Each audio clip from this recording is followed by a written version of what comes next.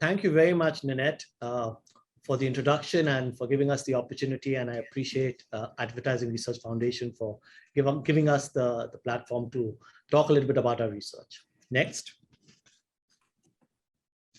So, in today's times, the advertising landscape is getting very complex. We are seeing an increase in clutter. And as a result of that, we are really seeing a reduction in the attention span of our consumers. Next. What this is leading to is an avoidance of advertising and more troublesome, which is the disengagement from advertising. Now, what exactly is disengagement? It is a lack of excitement, interest, or attention, or involvement aroused by an ad or an ad campaign. And this is the definition by Advertising Research Foundation.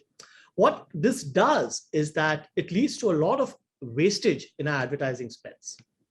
Next. There's a lot of talk in the literature on engagement. People have spoken about it, they have researched it. There have been practitioner articles and academic articles. But it's important to notice that low engagement is not disengagement. Disengagement is a different construct.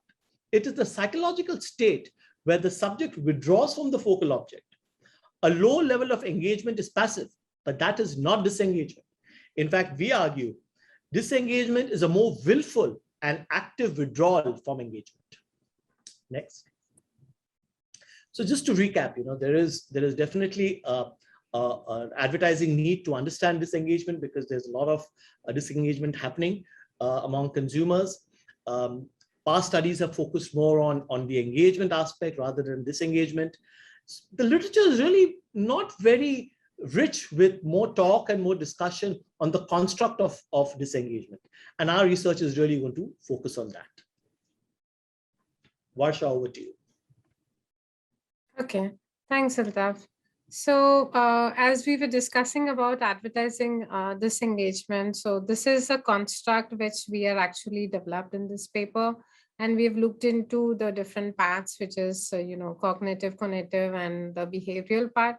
And primarily the whole idea, as Altaf was discussing about the disengagement part, and we are spending a lot of dollars as well as the time on it. It's very crucial to understand the scale, and that is where the measurements would come in so that we can actually work on it and what causes disengagement and what are the consequences to it. So that was the whole idea to do this particular research. And this is a construct that we have developed through this paper and try to develop the scale as well. So in terms of methodology, we have used the 6-step process, starting from the exploratory study where we actually did the interviews with the industry folks as well as with the consumers. And in this, we actually collated the literature as well as the insights that we got from the interviews. And we got around 35 items on the basis of which we did the step 2, where we went to the expert panel. This particular panel was actually from the practitioners as well as from the academicians, and they actually help us to validate the content basis, the construct and the scale that we were developing for advertising disengagement. And from 35, we reduced it to 19 items. Step 3 was more of item purification. Here we did the EFA, which was exploratory factor design, where the US respondents were considered for the survey. And the items were around 18. And during this time, there were around 584 respondents who were actually part of this particular survey. After that, we purifying the item, we went to the reliability and trying to understand how reliable would be the construct and the scale. So for that, we did the CFA, confirmatory factor analysis. And again, here the respondents were from the US and 243 respondents. And after this, we wanted to get into the step 5. And this particular step was all about the numerological validity, where we wanted to understand, as we mentioned earlier, that cause and effect. So consumer spectrism was something which was leading to the advertising disengagement, and that was actually affecting the word of mouth for the advertising. So here it was like done into 3 phases, T1, T2, T3, and the duration of the time period was around 24 hours. So first we took the measurements for consumer spectism, then we took the measurements after 24 hours for consumer advertising disengagement, and then the third construct. After that, we wanted to also ensure, which is the step 6, where we wanted to ensure that this particular scale that we have developed is generalizable. So that's why we went to the UK sample, and that's where we actually, worked on the respondents who were around 200, and we tested the generalizability of the scale. So that was about the methodology. And here are the 18 items that we have actually developed through the scale that we were discussing. And as Altaf mentioned earlier, it is actually a willful kind of a situation where it's very thoughtful process which the consumers are actually using to get disengaged from the advertising. And if you look at the items, they are all aligned with the discussion that we are doing.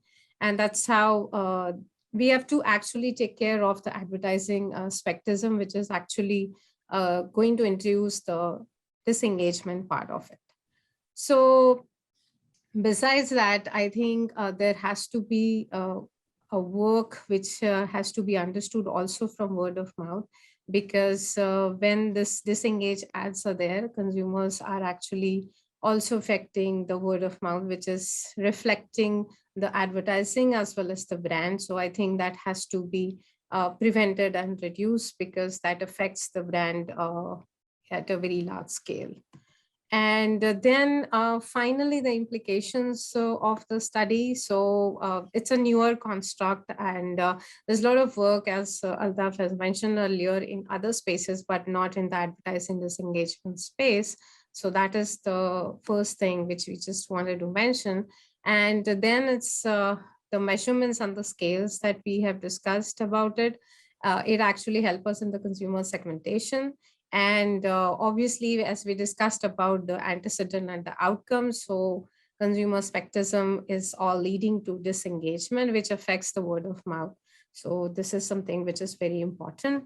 And coming to the future research, so here we would like to mention that in future research, we can focus on the level of the disengagements, and the studies can be done into those direction. Besides that, we can also focus on the biometric measures, and this would really help us to go deeper into this particular area of disengagement. And the associated constructs could also be studied, which could be the attitudinal part and the relationship, which can be studied with the construct. And the last part is obviously about the platform variations, which is very interesting to see that how it stands out across the platform. And thank you so much.